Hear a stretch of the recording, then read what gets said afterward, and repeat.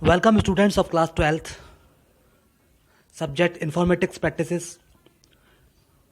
This is Sachin Sharma. You will be learning new topics of your syllabus as per the CBSE board. Students Python के tutorial में next आपको बताएंगे digital rights management. Digital rights management और DRM is a systematic approach to copyright protection for digital or electronic media.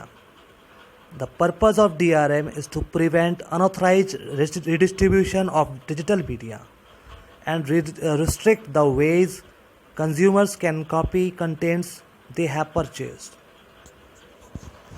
Digital right management systematic approach होती है जिससे copyright के protection में ये हमारी हेल्प करता है.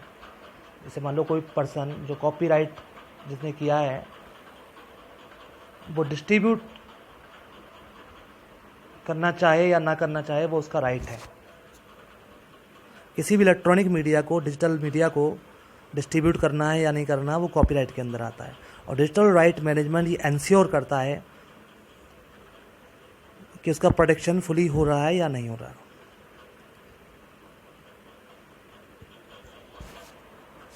We can say any person can restrict the ways consumers can copy content they have purchased. Students next जो हमारा टॉपिक है वो है डिजिटल लाइसेंस. किसी भी मीडिया का लाइसेंस, किसी भी डिजिटल मीडिया का एक लाइसेंसिंग होती है जो बहुत इम्पॉर्टेंट है. बिना लाइसेंस के ना तो आप किसी प्रोडक्ट को, किसी भी सॉफ्टवेयर को यूज़ कर सकते हैं, ना रीडिस्ट्रीब्यूट कर सकते हैं. तो आइए समझते हैं what is digital licence. A licence is agreement that allows someone to copy, use or resell the digital content. In digital right management DRM, acquiring license to use protected copyrighted electronic material is essential. आप समझ गए होंगे किसी भी चीज़ को distribute करने के लिए, रीसेल करने के लिए डिजिटल लाइसेंस की रिक्वायरमेंट होती है. इसे DRM द्वारा समझ सकते हैं. Digital right management. कितने प्रकार के लाइसेंस होते हैं? पहला है CC, creative Commons.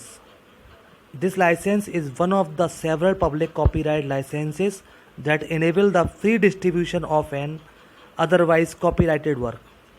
CC licence किसी भी ऑथर को इशू किया जाता है जो चाहता है कि दूसरे लोग उसकी जो प्रॉपर्टी है, डिजिटल प्रॉपर्टी, उसको शेयर कर सकें, यूज़ कर सकें और अपना वर्क उससे देखकर क्रिएट कर सकते हैं.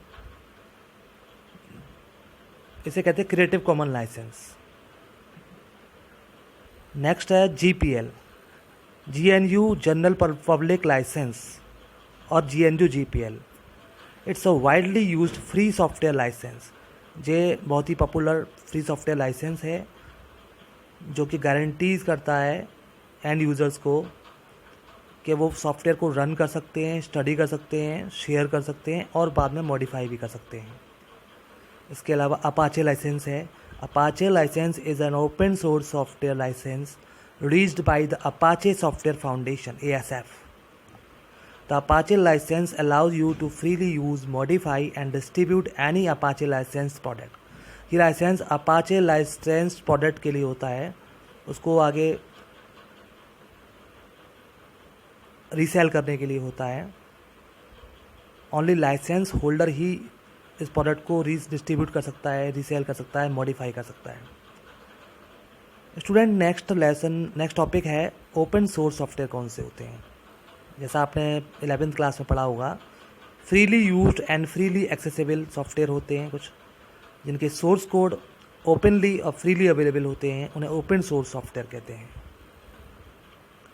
ये लेस परमिसिबल होते हैं और इसमें कोई पेमेंट रिक्वायर्ड नहीं होता.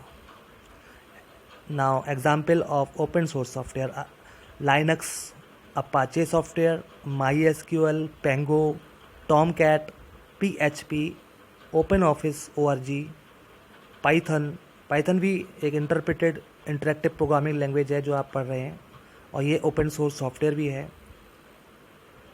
इससे जुड़ा हुआ एक टर्म और है ओपन डाटा। क्या होता है open data?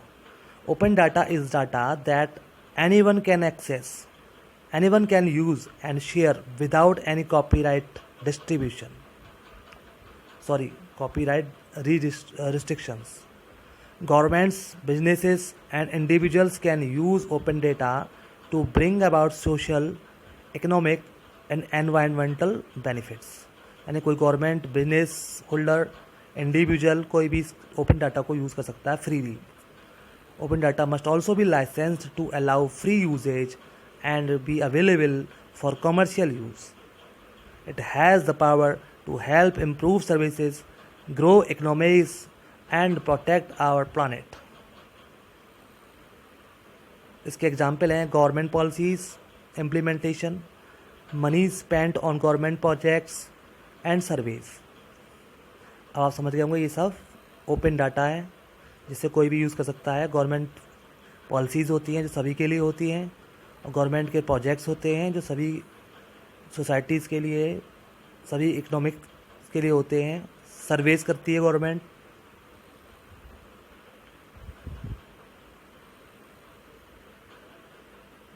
Privacy laws. Privacy laws refers to the laws that deal with the regulating, storing and using of personal information of individuals, which can be collected by governments, public or private organization or other individuals. Privacy law मतलब किसी की जो privacy होती है, आप समझते होंगे, जैसे कि अपना कोई भी जो मैटर हमारा है वो प्राइवेसी लॉ के द्वारा प्रोटेक्ट किया जाता है, जिससे कोई और अनऑथराइज एक्सेस ना कर सके. दो टाइप के प्राइवेसी लॉज होते हैं, जनरल प्राइवेसी लॉ और स्पेसिफिक प्राइवेसी लॉ.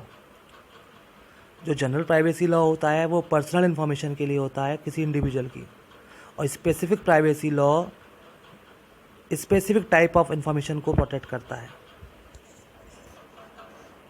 इसके एग्जाम्पल हैं financial, health, communication, information privacy law.